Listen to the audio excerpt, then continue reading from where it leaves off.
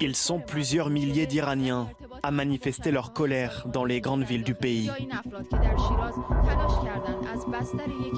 Sur ces images diffusées par la télévision d'État, des manifestants s'en prennent au mobilier urbain. Des commerces sont dégradés, la circulation paralysée. Pour dénoncer les violences, la chaîne cercle de rouge les plus déterminés. Certains semblent être armés.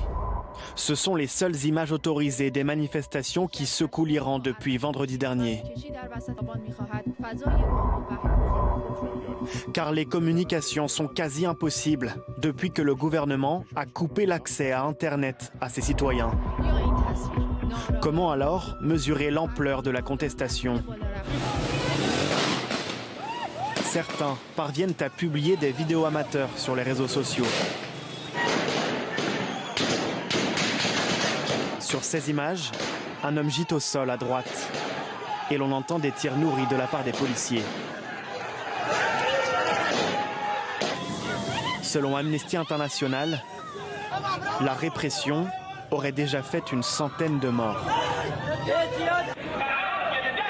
De son côté, le gouvernement a riposté en organisant des rassemblements de soutien largement relayés par la télévision d'État.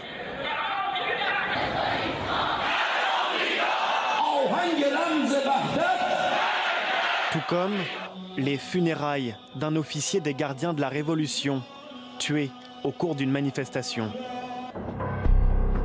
Tout a commencé après la décision du gouvernement d'augmenter les prix de l'essence de 50%. Une mesure qui ne passe pas dans un pays déjà asphyxié par les sanctions économiques américaines.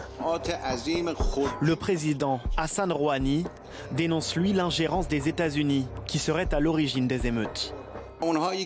Les anarchistes qui sont descendus dans les rues étaient peu nombreux, mais ils étaient organisés, ils étaient armés, ils avaient un plan prémédité.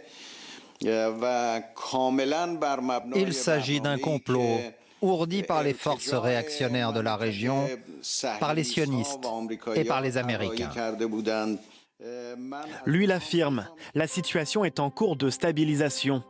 Toutefois, le secrétaire d'État américain Mike Pompeo a exprimé son inquiétude sur Twitter. Nous condamnons tout acte de violence commis par ce régime contre son peuple et sommes très inquiets des rapports qui font état de plusieurs morts. Un dossier pris très au sérieux par les Nations Unies, qui s'alarment de tirs de police à balles réelles.